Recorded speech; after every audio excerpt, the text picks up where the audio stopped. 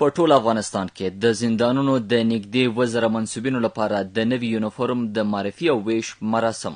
د زندانونو چارو تنظیم ادارې چارواکي د زندانیانو وهلو ډبولو په اړه د بهرنیو بنسټونو او رسنیو له لوري خپاره شوي راپورونه ردوي او وایي د هیواد په زندانونو کې ټول چلند د قوانینو له مخې ترسره کیږي. د دوی په خبره زندانیانو ته د عایشې او اباتې سربیره د حرفه‌ایي زده کړو زمینه هم برابره کړې ده.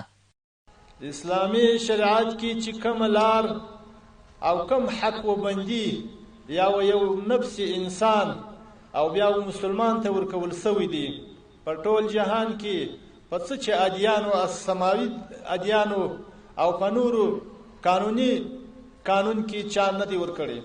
په ټول افغانستان کې تعداد تر 12,200 پورې دومره ده چې الحمدلله تر اوسه پورې زندان کې داسې څه نشته چې هغه تاسو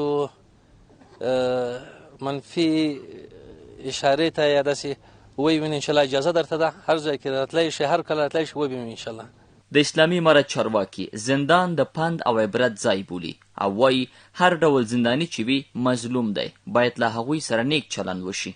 نو بندیان ټول اوس که هر څوک وي که هر عمل یې کړی وي نو اوس دی مظلوم دی. د بندي ته به ښه چلند کوي، ښه ګذرا به کوي، ښه تربیت ورکوئ او د ښه اخلاق نه به ورسره ګذرا کوي او د ښه اخلاق نه به کار کوي.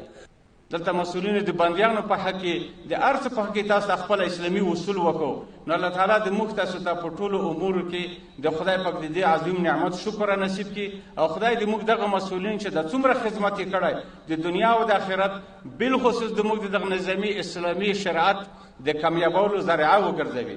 په همدې حال کې د زندانونو چارو تنظیم ادارې چارواکي په هیواد کې د 12,000 زندانونو خبر ورکوي او د زندانیانو لپاره د ښې فضا د رامنځته کولو په هڅه کې دي.